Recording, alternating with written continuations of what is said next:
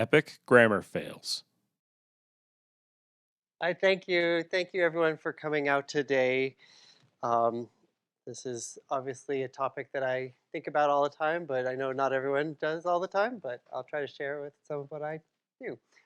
So you heard a little bit about who I am already. Um, I teach at the University of Michigan, and my primary area of research is semantics. I work a lot on the meaning, how exactly we determine what a pronoun refers to in another sentence or earlier in the same sentence. But I also teach a class for undergraduates, a 100-level class called Epic Grammar Fails, and that's what I'll be drawing this talk. You can learn more about my research or my contact information at my website, which is conveniently just my name.com. Okay, so on to the topic for today. People love complaining about language.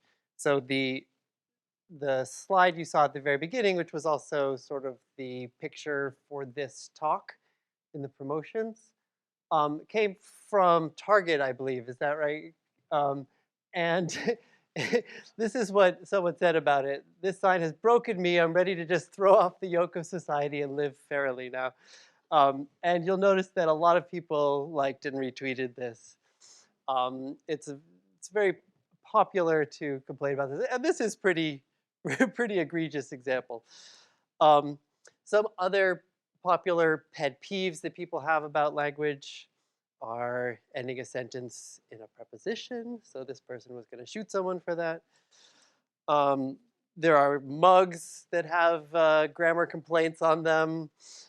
The Economist complains about language. There are memes and little posters drawn up about complaints about language. So this mug is about the different spellings of the words there. And this is about the term literally when it's used as an intensifier rather than used literally. Um, the spelling of would've is a frequent area of complaint, and people have compiled whole lists. 43. Before I started teaching this class, I would think that yeah, maybe there are 43. In my class, people have discovered. I think one year we came up with over 300 of these different complaints about language.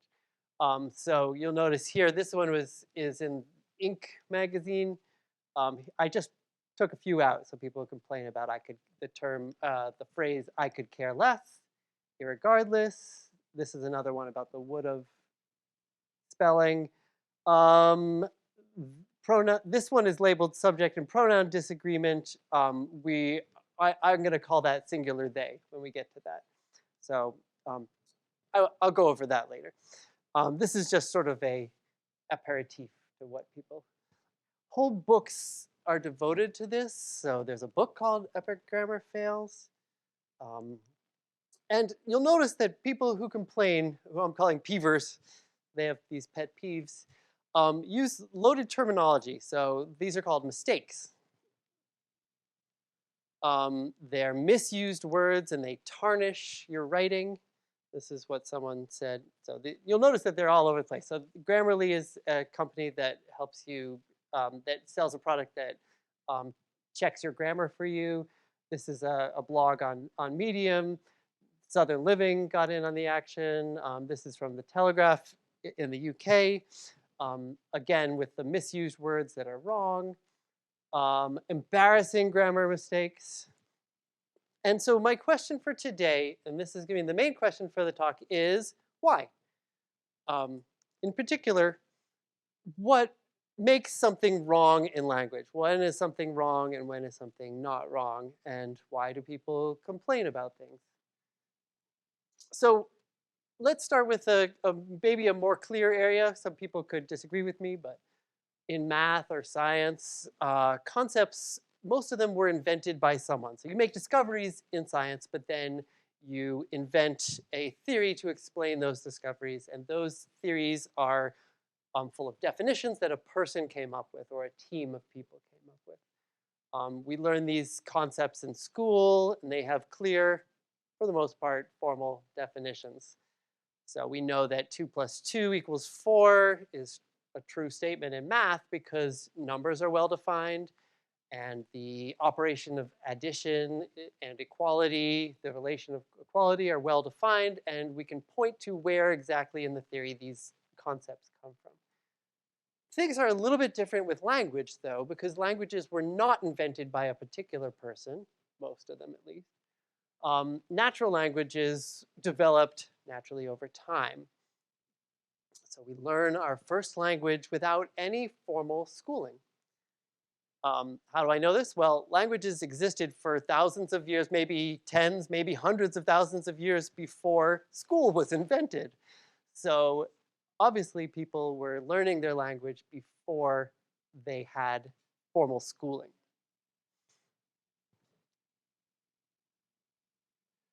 Also, interestingly enough, most languages throughout time have had no written form.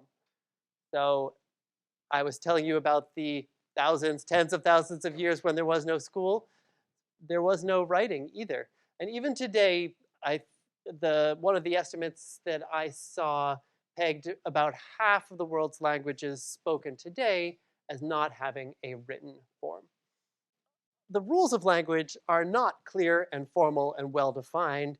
They are notoriously hard to formalize. Linguists have been trying for centuries, but there are always exceptions and then unclear cases, et cetera, et cetera. So it makes language very different from something that was invented by a particular person or group of people like math or a particular scientific theory. But wait, you might say, there are clearly incorrect sentences of English or in any given language. So for example, if I said that backwards, it wouldn't sound very good. Language given any of sentences incorrect clearly are there. Maybe you could make sense of that if you tried really, really hard, but it kind of sounds like what we call word salad. And when you learn a second language, you notice in particular that you're saying things that people say are wrong. This is the wrong way to say it. That's not how you say it in Spanish. That's not how you say it in French, etc. So here's some examples from Spanish of mistakes that people often make when you're learning Spanish. So I don't know Spanish, so I should have made these bigger so you could read them. But the word, oh, maybe I can see it here. Embarazada, is that how you say it? You might think it means embarrassed, but it means pregnant. So you can see how that would be a word that sounds like constipation means cold. And a word that sounds like fabric means factory. The word sounds like soap means soup. So that could lead to some confusions. And when you attend a class, you use a word that sounds like assist, right? So these are all things that would be wrong if you use them in the English way when you said them in Spanish. So clearly there are things that are right and wrong in language. So how do we figure out which is which?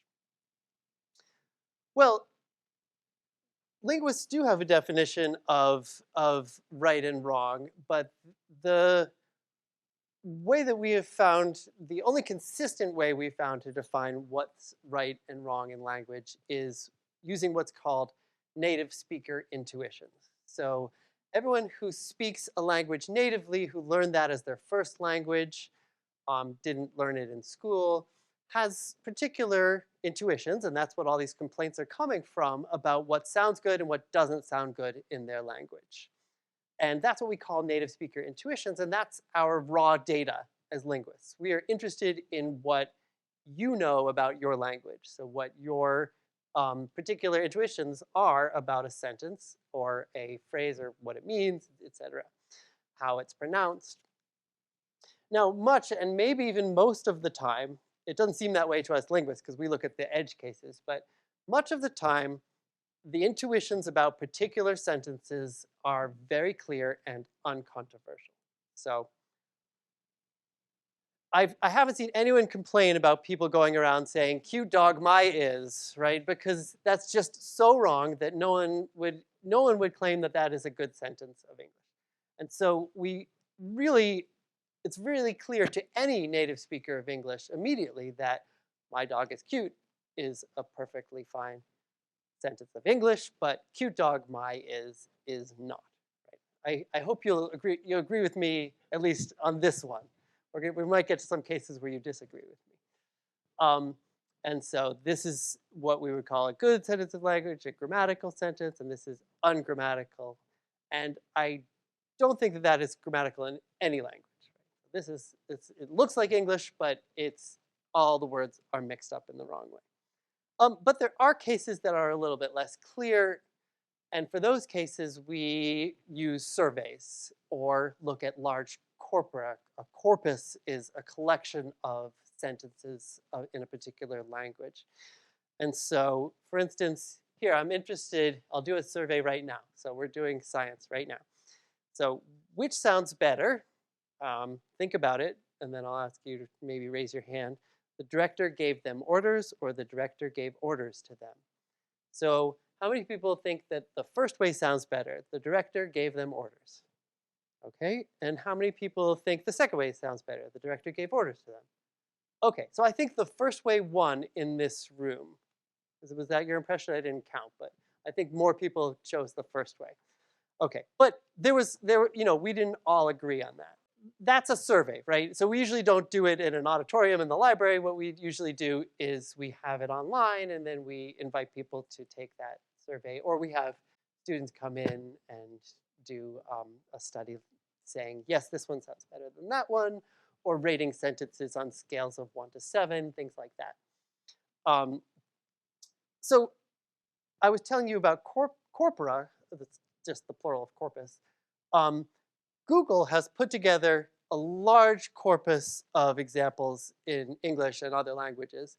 And they have this online, this website called Google Engrams, where they let you search for things. So here, I've searched for both of those phrases that I was talking about. So gave them orders. I didn't put the director in because I wanted to get more hits. So gave them orders and gave orders to them.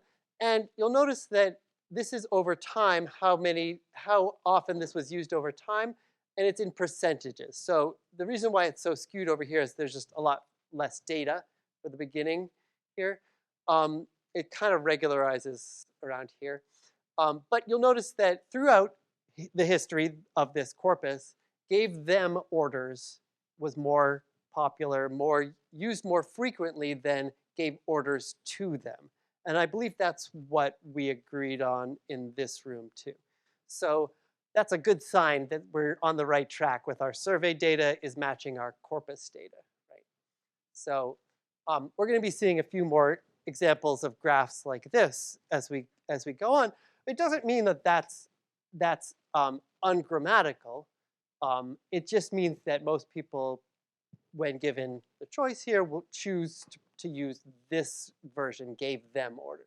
And it's not the topic of this lecture, but I could tell you some of the reasons behind that. It has to do with how long those phrases are. And you tend to put shorter phrases in one place and longer phrases. Okay, so now the people who complain about language do bring up a lot of other arguments about why one particular use might be better or worse than another that don't refer to, well, some of them refer to native speaker intuitions, but not on a large scale like I'm talking about. So there's billions of words in this corpus. So a linguist by the name of Jeffrey Pullum, I've cited the paper where he talks about this down here, has a whole list of the categories that people use to complain about language. So this is just a few of them. He has 4 or 5 more. You could make appeal to nostalgia. So the old ways were best. And this is not just about language, right? You can say the old ways of doing anything are better than the current ways. Authoritarianism, so maybe my English teacher said so, that's why. Or I heard someone on TV telling me about that. Aestheticism, so it just sounds better that way. And you might already notice that there's a little bit of a hole in that argument. Like, sounds better to who? The logicism, of course, he didn't have to say this out loud, so I'm assuming he would say logicism. Language should be rational. It should follow consistent rules. We already know that that's not exactly true. Functionalism, people won't understand you if you talk that way. And finally, asceticism. I don't know why he chose asceticism and aestheticism, but so this is the argument that that way of speaking is just lazy or sloppy, something like that. And so you'll hear these arguments against particular usages of language. Okay, so before we go any further, I just want to head something off. I can talk more about this if you have questions at the end, but um, a lot of the complaints about language are about spelling and punctuation. I'm not going to talk too much about that today, just because there's such a rich vein of material to talk about that doesn't have to do with spelling and punctuation. So I'll talk a little bit about it, right, just for this one slide. A lot of language peeves are about spelling. In particular, people like to complain about homophones, so words that are pronounced the same that have different spelling. So a lot of homophones are spelled the same, both for both meanings of the word, like the baseball bat and bat that flies around, that's spelled the same. But other homophones are spelled differently. So you remember the mug with there. Those are homophones that are spelled differently. Same thing for its and its. Oh, that came out pretty small. I hope you can you can read them. People don't actually confuse these words when you're saying it out loud, but people do have a hard time remembering the spelling of a particular usage of a particular word. So other people peeve about conventions of punctuation. So you might have heard of the Oxford comma or different uses of apostrophe. That was an example from the cover page. I'm mostly going to concentrate on spoken language because, as I said, there's enough data there. And as a linguist, that's what interests me more because that's what develops naturally. That's what your brain just develops your spoken language. It doesn't develop punctuation naturally. You have to go to school and learn how to do punctuation. So I'm kind of interested in what's there, what grows naturally in a way. Okay, so I will first start off with a case study about these different complaints about language. And here's a pop quiz that I won't collect. So which of these is or has been considered wrong? Honestly, I was taken back. Clearly, the lessons aren't working. Hopefully, it won't rain today. Thankfully, the teacher was late too. Okay, now just take a moment to think about which one you think might be. How many people know? Some people know? Okay. Okay, what if I told you, this is a trick from lecture. What if I told you that it wasn't those, it's one of these two? Okay, does that help you? Okay, it's this one that people have considered wrong, right? But it might have been hard for you to figure that out. In fact, for someone who hasn't heard this complaint before, I would wager that it's pretty much impossible at this point to tell which one is wrong.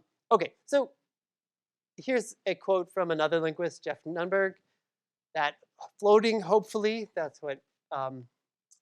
the use of hopefully here at the beginning of the sentence, unattached to any particular element in the sentence. That floating hopefully had been around for more than 30 years in respectable venues when a clutch of usage critics, including Theodore Bernstein and E.B. White, came down on it hard in the 1960s. Writers who had been using it up to then said their mea culpas and pledged to forswear it. Its detractors were operatic in their vilifications. The poet Phyllis McGinley called it an abomination and said its adherents should be lynched. And the historian T. Harry Williams went so far as to pronounce it the most horrible usage of our time. Okay. Here is what E.B. White had to say. So E.B. White, a famous author, wrote Charlotte's Web. He also worked on a new edition of this book called The Elements of Style that had originally been written by William Strunk Jr. And White was the one who added this section on hopefully. And we'll see why in a second. Because Strunk wrote the book back in 1918. So remember that And E.B. White added this in the late 50s, I believe.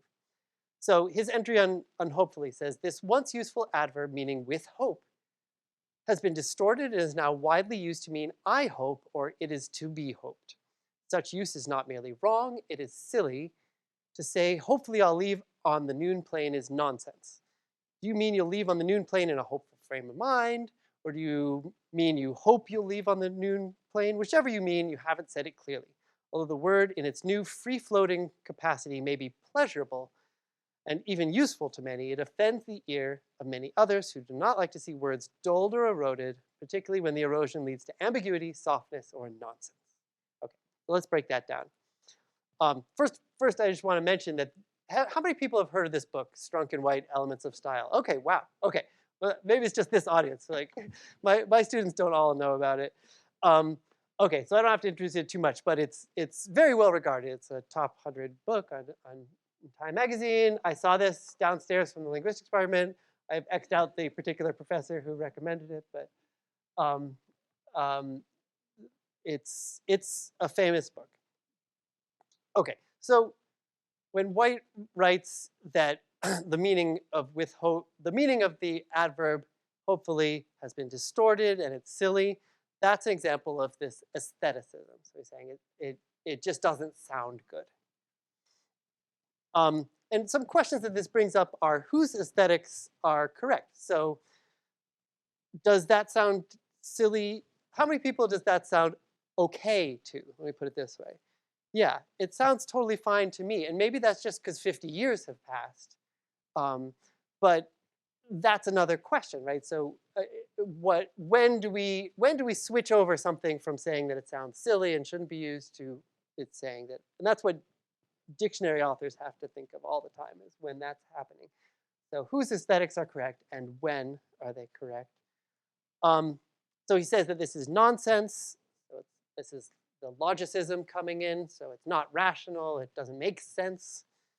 So did you understand that sentence though? Hopefully I'll leave on the noon plane, even if you didn't like it. You understood it? Yeah. Okay. It's not nonsense. It's clearly not nonsense. And so I have a question also. So he goes on to say, do you mean you'll leave on the noon plane in a hopeful frame of mind, or do you mean you hope you'll leave on the noon plane? Okay, so this is functionalism. So people won't understand if you use that particular word, hopefully.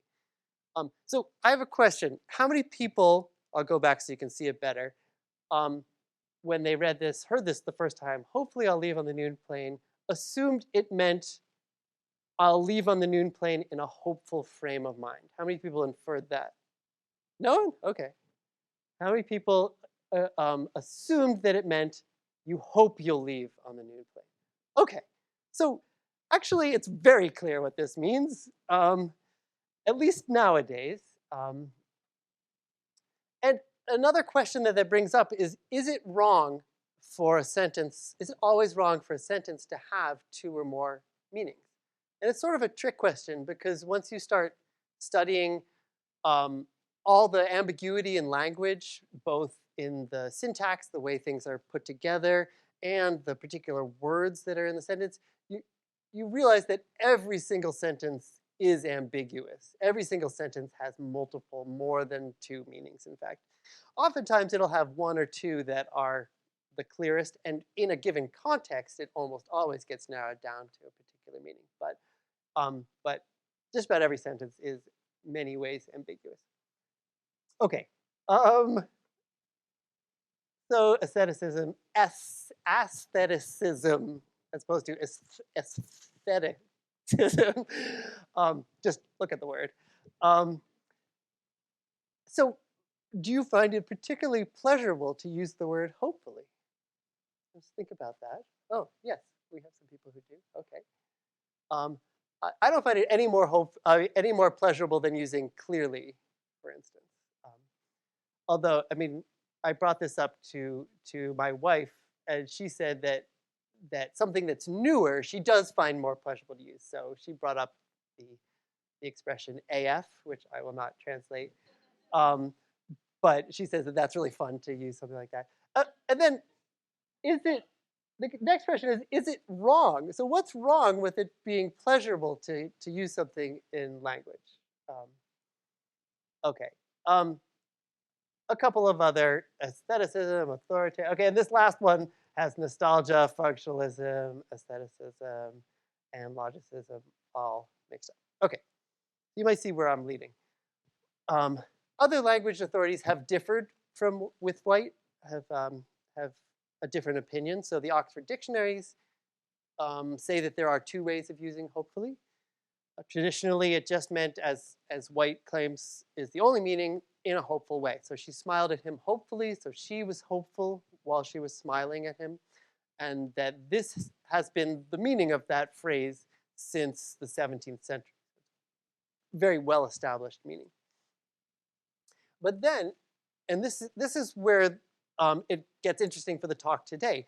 In the second half of the 20th century, around the time that White was writing, but after the time that Strunk was writing, a new use developed, meaning it's to be hoped that, or I hope. So you say, hopefully we'll see you tomorrow. Used that way, it's acting as what's called a sentence adverb. So it's a type of adverb that comments on the whole of the sentence rather than a part or a particular word in that sentence. The Associated Press also recognizes this as a legitimate use of the word hopefully. Just for reference, here's some other sentence adverbs. So clearly, I gave you a couple in the quiz. Clearly, there have been unacceptable delays.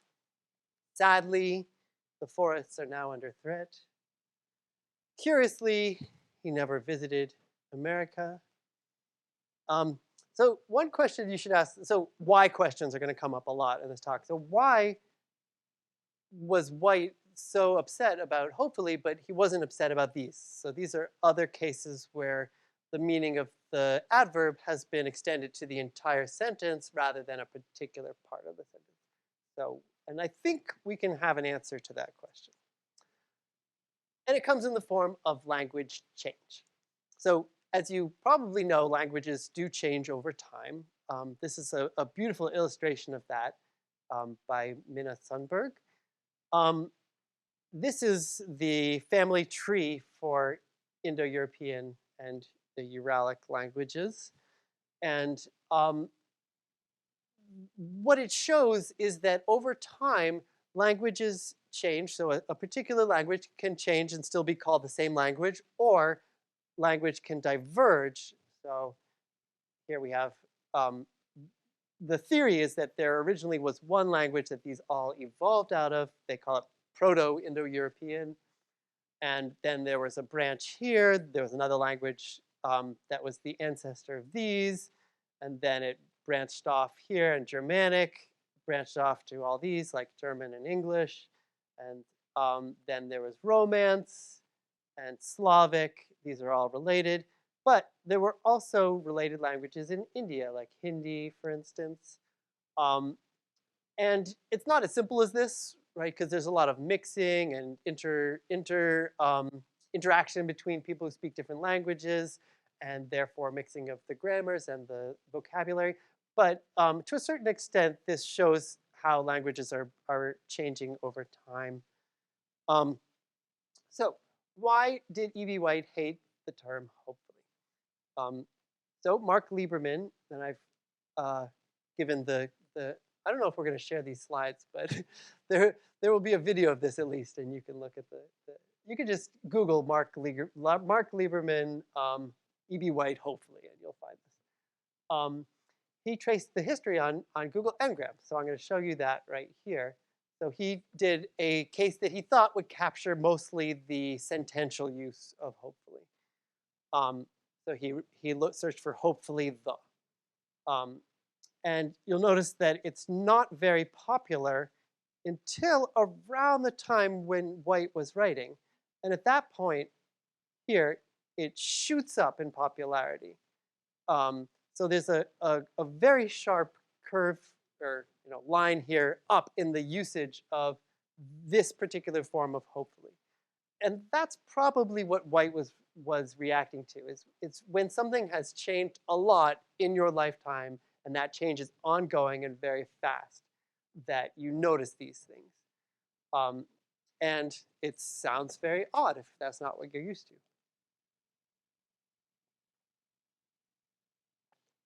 We are all living in this part and even past that, right? So now it's very common.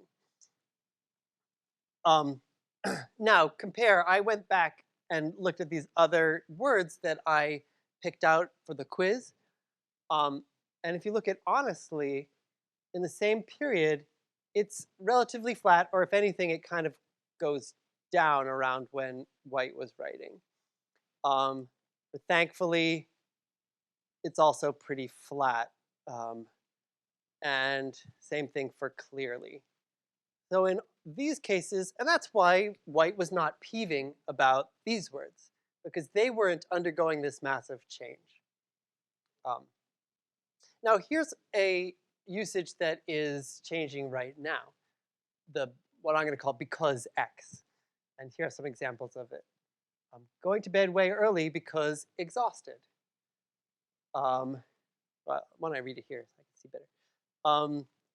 Zach Edwards will be ESPN's impact player against Rutgers next week because random, because tired, rewatching Teen Wolf because feels, which is a new way of saying feelings. By going to study for English because didn't finish this morning because fell asleep. Stomach ache because laughing. Hot cocoa because need. I think that's my favorite. In fact, there's a new book called Because Internet that came out, I think, just this week by the linguist Gretchen McCullough, which was just reviewed pretty favorably in the New York Times. So I haven't read it, but I recommend the writing of this author. Now, why do some people complain about this, right? Because new. Here's an example from English Stack Exchange.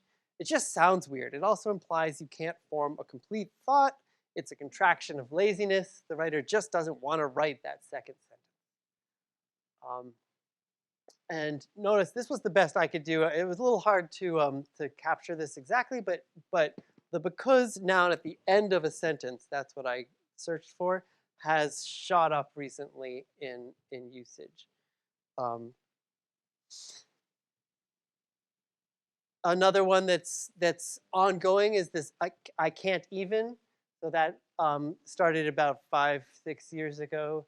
And here's someone complaining about that. Devin Largent writes, for whatever reason, people these days just can't. In fact, they just can't so much that after a while they can't even. And so her final, wait, I don't know if this is a woman or a man actually, writes, so if you find yourself in a troubling position where you can't even, I implore you to slow down and speak with enough declaration so that your thoughts are complete and not just recurring fragments. Our thought patterns should look more like flowcharts and less like a dot plot, et cetera, et cetera. So he or she does not like this. Now, I'm not going to get into that in this talk, but there's probably a reason why they decided to put young women as the picture for this. There are a lot more complaints about women's language than there are about men's language. That could be a topic for a completely different lecture. Usually I give that at least a week in my class. But I'll just leave that thought for you right now. So I can't even is also shooting up in popularity. So this curve looks a lot more like the hopefully curve around the time of E.B. White and a lot less like those thankfully, clearly curves. In fact, really old complaints now sound particularly silly. So Benjamin Franklin didn't like, well, pejorate, I don't know. I've never heard someone use that. But colonize is used all the time now. Unshakable also is used all the time. And he said he would stop using these words because they are either rather low or bad, not in common use. And so I also found this grammar book. People have been complaining about language for a long time. And this is one from 1847. And I just picked two entries at random because there were so many that are funny. So he's complaining about using the word school of fish. So apparently the older form was shoal, like a shoal. I didn't know that. Tell apart or distinguish. So that even tell apart sounds a little bit old-fashioned now. But this must have been a new usage then, and he was complaining about people using, I couldn't tell them apart. So I'll have one more silly complaint later in the talk. And it has to do with singular they. So that's my next topic. So the term singular they refers to using the pronoun they with a singular antecedent. So it's referring to one person. And just for your own sake, actually, why don't you raise your hand? Because I'm very interested in where people get off this. But I get off at a different place from my wife. So everyone took their seat. How many people does that sound okay to? Okay, me too. As opposed to like everyone took his or hers. Okay. How about someone in the front took their seat? Okay. How about my friend took their seat? Okay, fewer people, maybe the younger people. Okay. I've noticed that my students accept a lot more of these than I do. The man in front took their seat. Okay, yeah, just some of the younger people maybe, or Morgan took their seat. Okay, yeah, so this one you might assume that Morgan prefers that pronoun, perhaps. So there's two things going on. So some people prefer to use the pronoun there, and that might be the case here. Or you could just be using it for someone who doesn't have such a preference, but you're just neglecting to say what their gender is. So yeah, and so you're just not specifying it here. Yeah, you're specifying it here, but not there. That's why this one sounds odd to me, but there were some people that this sounded okay to, because it's sort of been bleached of that inference that you don't know the gender of the person. Okay, so people who complain about this often use logicism. So they is inherently plural. So you'll notice that it takes the same verb forms. So even someone who uses they to refer to a singular antecedent uses the plural form of the verb. So the plural form of the verb to be is are. So you say two women are home, but you say the woman is home. And when you use they, even if it's referring to a singular person, you use the plural. And so one of the complaints is that that's inconsistent or illogical to be using this plural form. It definitely is plural because it takes this plural form. In fact, the antecedent here, everyone, takes the singular form. So everyone is sure that they, and then you use are there. That just doesn't make sense. Of course, there are other singular forms that take the plural verb form too. So you. You can refer to a single person that you're talking to. So I'm talking to you, for instance. Or plural, I'm talking to you or all of you. In fact, you used to be the form for plurals, and thou was the form for singulars. That's what I was talking about in reference to you, actually. So why don't people complain about you on the basis of logic? Because it's taking this wrong form of the verb. Well, turns out people did, but it was a long, long time ago.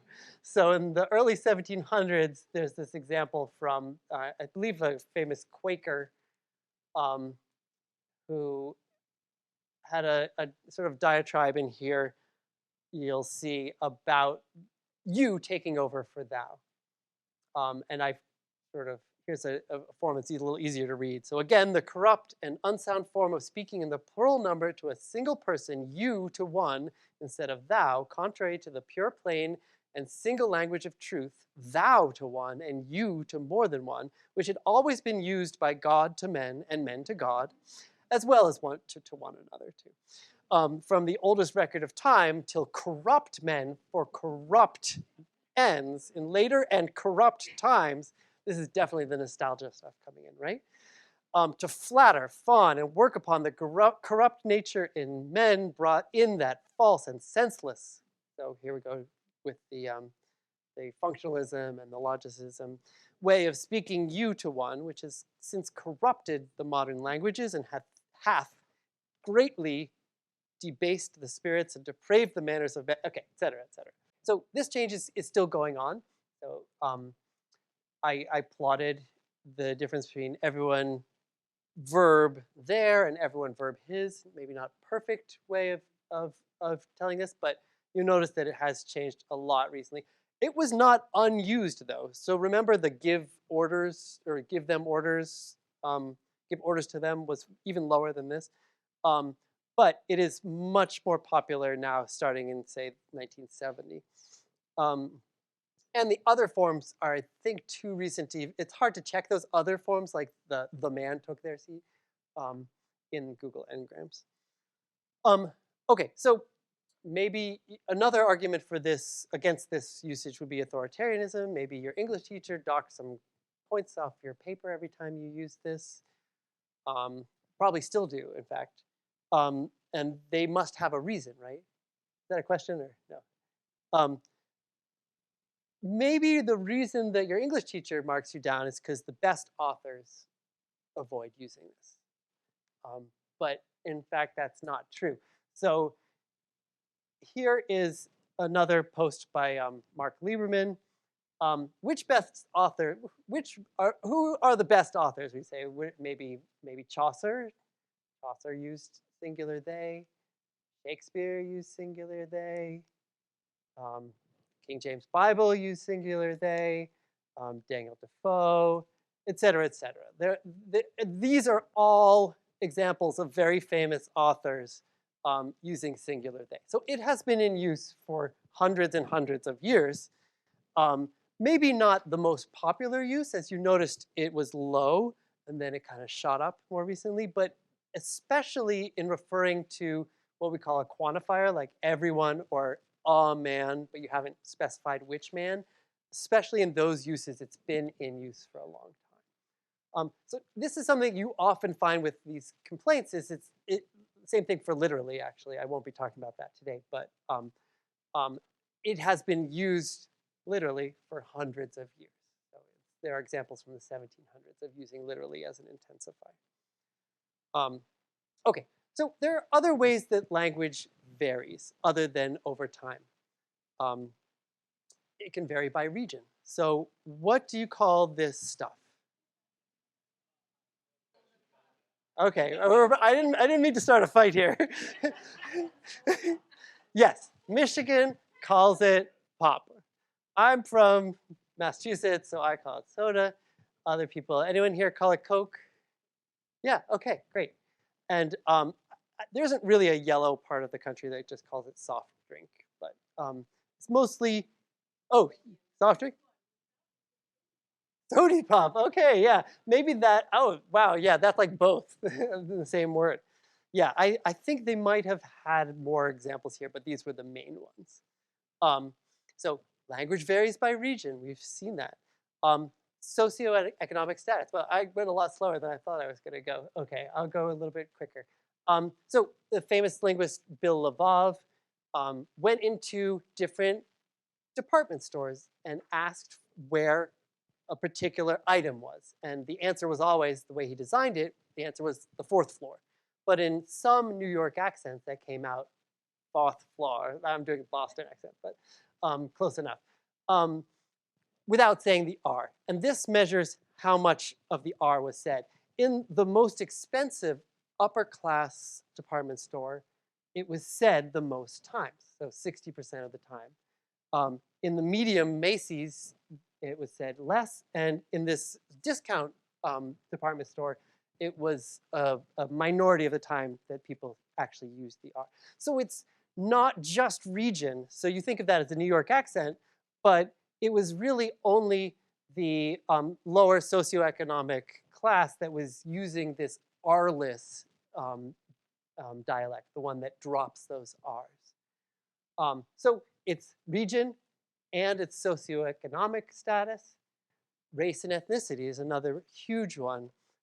So here's a great illustration of code switching. So someone who speaks this way at home, but speaks this way maybe at school or at work. It's a good article, if you can get that quickly. Also genre and situation. So it's not even, it can be particular to who you're talking to. So it would be pretty odd to write, I can't get no satisfaction in your English paper, right? In that genre, we don't use double negatives. Sometimes we don't even use contractions. But it's really odd in a rock song to say, I cannot get any satisfaction, right? That would be very odd. It wouldn't scan, but even if they had written it that way, it would sound very odd. So maybe your English teacher would correct the title of this popular show from This Is Us to This Is We, but it sounds very odd to just a popular audience to talk that way. So some other factors beyond the ones that I just mentioned: age, gender, the level of noise in the room changes the way that you speak. Who you're talking to, you tend to assimilate to the way that the person you're talking to also talks, et cetera, et cetera. So there are a lot of factors that lead to variation in the way even one person talks. So I'm going to get into my last case study here, ask versus ax. So many of the peeves out there are due to this variation. So here's a famous meme. You may not ask me a question, I don't speak Walmart. So notice that he didn't say, I don't speak, I don't know, what's a high class store? Saks, right? I don't speak Gucci, right? He said, I don't speak Walmart, which is just associated with a different socioeconomic class. But notice that ax was actually used in 1535, MDXXXV. You can't really see that, but this is the first English translation of the Bible, and ax is used quite a bit for ask. It just was a usage back then. Back then, people said either ask or ax. Also, Chaucer used ax. It's a little hard to read in this beautiful version. So here's another one. Yow lovers ax, I now this question, who hath the worst, etc., etc. And so what's happening in the difference? What's the difference between ax and ask? It's the order of those two consonants, right? So there's a consonant S and a consonant K, and in what is now standard English, we say ask, but ax is just flipping those. We call it metathesis. The exact same thing. How do people say this word? Comfortable, comfortable. But that's not the way it originally was pronounced. It was comfortable. So the T and the R are often changed. There's some epenthesis going on there too, but basically it's the same thing. Now, I haven't seen any memes saying, I don't speak Walmart, why did you say comfortable? And is that, do you associate the pronunciation comfortable with a particular social group? And do you associate ax with a particular social group? That is the main difference between these. So I made a meme. I'm not comfortable. I don't speak, and I didn't know what to put there. Everyone says comfortable. I mean, I have run into maybe a handful of people that I've ever heard say comfortable or something like that. Just so there is no variation in the way that we say comfortable, therefore people don't complain about it. We get the complaints when we have variation. Okay, so library. A lot of memes about library. Is that like a strawberry or a dingleberry? So what's happening here? There are two R's in close proximity, and you drop one of them. Right? That's what. Now, notice that the same thing happens in this word. Have you ever heard anyone say the R? I heard one person say the R in that word. You have? Oh, okay, some other people have heard. But I say February. I don't say February. Um, I say both of these, but I often say surprise. I'm surprised, surprise, surprise. I might also say surprise, but mostly I say surprise, I think. Prerogative, that's what I usually say. So it's the same thing going on, but there's more variation in library. More people say library. And then say February. That's what I'm saying. Oh, maybe fewer people say library than say February. Let me put it that way. I think that's what's going on. And there's an association with a particular region and or a particular social group that's aiding in the peeving here. So this brings up the question of, I've seen a lot of cards like this. So this is from that Grammarly company. I don't judge people based on race, creed, color, or gender, but I do judge people on spelling, grammar, punctuation, and sentence structure. And it's on some e-cards, and it's also on a mug, right? So the question is, how much of a difference is there between these things in some cases? So I'll sort of start wrapping up with an analogy here. Okay, so which one of these is better? You have a strong opinion? No? No, they're pretty different, right? Yeah, in what way? So maybe this is like English and French. So they're really different from one another. You don't have a strong feeling. Some people might have a strong feeling about the difference between this, like a violin and a viola, which are very close to each other. In fact, there's a whole genre of jokes about violas in orchestras. So you can imagine these as being like close versions of English: Black English, White English, Southern English, Northern English, etc.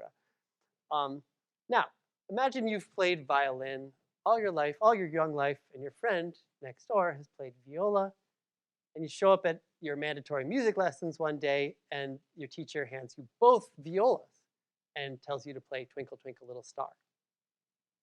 And teachers make fun of you when you can't do it. And if you pick up your violin instead of sticking to the viola, they call you lazy. And they praise your friend for industrially playing the viola. So does this sound like a very good way to teach viola? Is that how you would go about teaching viola? No, but it's kind of the way that we teach language, is by telling people that the way that they've been speaking all their life, the only way that they have known, is wrong and bad. There is a better way, and let's see, how long do I have time to? I've been taking some questions. We're good? Okay. So I just want to play you this 4 or 5 minute clip because it's very interesting about a different way of teaching grammar. The LA school system knows its minority students will need to be, in effect, bilingual. PS 100 in Watts is one of 60 schools using an experimental program called Academic English Mastery. I need all groups to pay attention. Cloyd, I need your focus now. And Gerardo. Daniel Russell uses a game of Jeopardy to teach his grade 5 class how to translate their home language into mainstream American. Okay, here we go. My grandpa cooked dinner every night. Third person singular. Cooks. My grandpa cooks dinner every night. Which linguistic feature is not in mainstream American English? Third person singular. Yes. And Marisol, how do you code switch this into mainstream American English? My grandpa cooks dinner every night. You just got 500 more points. He funny. He is funny. Okay, Ariel Baron, what's the answer? He is funny. He is funny? Excellent translation. Here we go. We don't have nothing to do. Okay, quiet please. We don't have nothing to do. Oh, I'm sorry. That is not. I'll wait. That's not Right accurate in one way. translation in mainstream American English. So you're at minus 400. So let me roll. Let's see which team will have an opportunity to get it. I might roll you guys again. 1.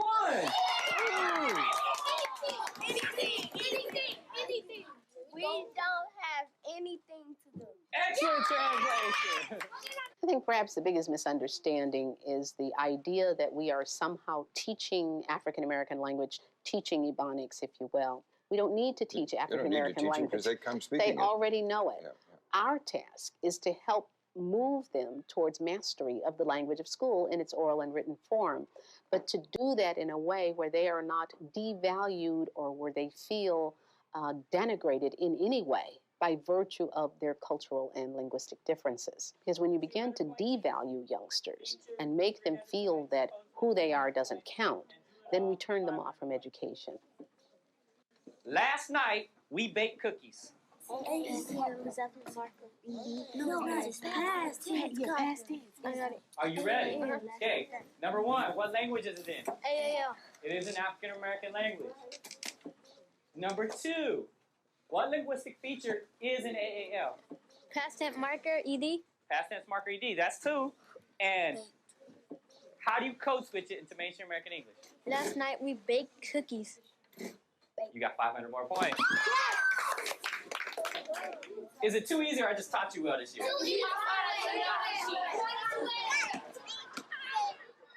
Students in the program show significant. Okay. So I won't go over that too much, but you'll notice a lot of things going on in that clip. Okay, so I'll just quickly go over a couple of features from the video. So many languages employ double negation. So that was one of the features that they had to translate from their home language, the African American language, to mainstream. French uses it. So Spanish uses it. When you say je ne sais rien or no sé nada, it's there's 2 negations there. It's like saying I don't know nothing. Greek does something very similar. And another thing, remember one of the examples was he funny. That's a null or 0 copula. Russian does that. So you say she at home. Japanese, the rice hot, not the rice. You don't have to say the rice is hot. And Latin too, you didn't have to say the copula. That's the word to be. So here's a famous phrase that means art long, life short, but that's a complete phrase. And so these very same features that are part of the lower prestige language in the American dialect, geography could also be part of a high prestige language too. So this is the same exact feature, dropping that copula. And here's just some maps of other languages that do that. So tons of languages allow you to drop that copula. And a lot of languages allow this, what's called negative concord or double negation. Okay, so I'm near the end here. I have a recap cribbing from Shakespeare, who says there's nothing either good or bad, but thinking makes it so. So the same exact feature we've seen, exact same feature can be accepted or even prestigious in one language or one dialect or one region, but rejected in another. So another example of that is this dropping the R, which was for the lower class in New York, is for the upper class in the UK. So that's the way that the Queen speaks, for instance. But thinking makes it so. So when we notice a feature varying either over time, across regions, or among social groups, we imbue it with this social meaning, this social value, good, bad, etc. So notice that Shakespeare was an awful speller, tragedy, spelled wrong, Denmark, makes it faux. Just kidding. I don't even think he wrote this down. So going forward, I personally love deeply thinking about language and comparing the grammaticality of just subtly different versions of the same sentence. That's basically my job. But there's a danger of conflating ungrammaticality in one dialect or region or genre with ungrammaticality in all dialects. And furthermore, this conflation always goes in the same direction. It's always from the prestigious dialect to the less prestigious one. Something that's wrong in the prestigious is therefore wrong in all the rest of them. So if you take away one thing from this lecture, let it be the permission to ask why. So why does a particular form sound wrong to you, to other people?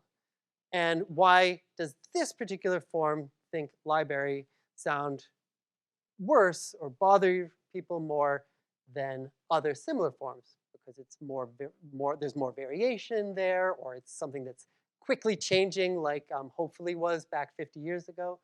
And then maybe just think, how will this complaint sound 50 years from now? That's the last thing to think about. So thank you very much. This program was recorded on July 24th, 2019 at the Ann Arbor District Library.